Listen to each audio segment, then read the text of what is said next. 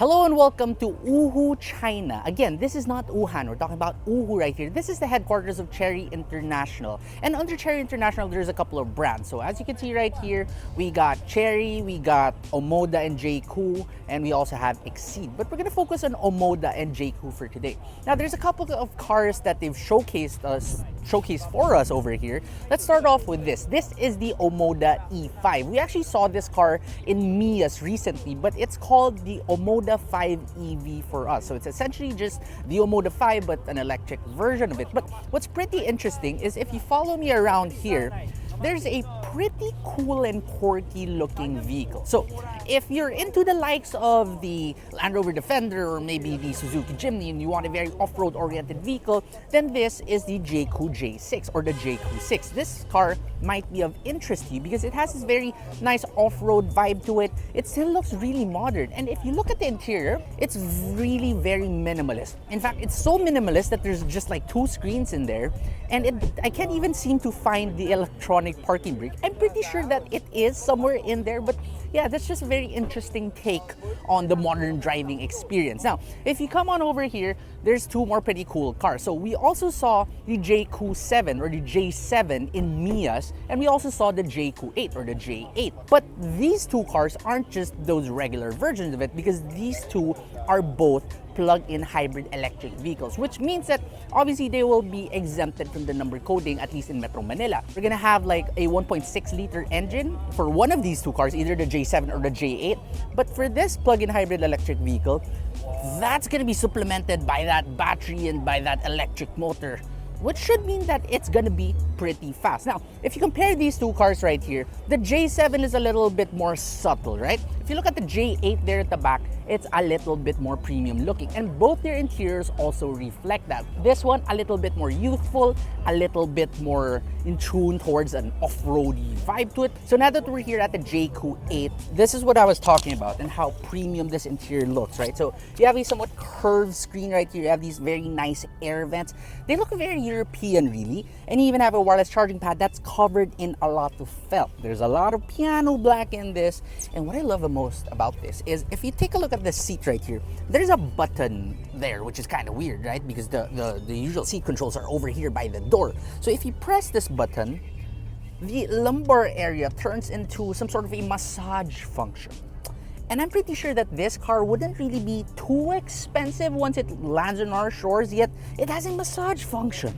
That's pretty impressive. Now, if you take a look at the back now, this is where it shows that it's also pretty premium, because really space here is really good, and you even have like these pillar mounted air vents, which you usually only see in very expensive vehicles. Even like the speaker grills they use for it, it's really giving me that hard Euro vibe.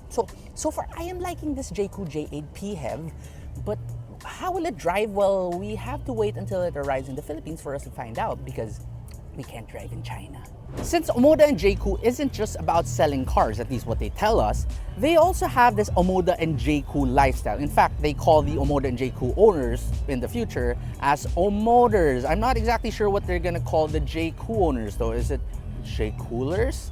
So yeah, that's slightly questionable right there. But anyway, in line with that whole lifestyle aspect of things, they even showed us like a robot dog, which was pretty interesting. It reminds me of like Metalhead from Black Mirror. It's slightly creepy, but it can do like somersaults, it can like shake your hand, and just like a real dog, it ran into a wall earlier, which makes it very lifelike now, does it not? There's also like a humanoid AI thing.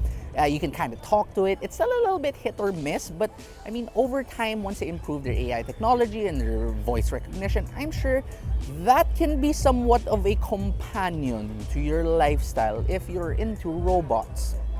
So now we got the chance to drive the Jaecoo J6, a fully electric vehicle, around a tiny test course. So let's try it out now. I'll just show you how the drive goes. It's not going to be long, but at least you get an idea of it. So how this is going to work is we're just going to go full on accelerate right here, make a quick turn, go around, make a 360, and then just come back. Very simple, okay? 3, 2, 1, let's go. Oh.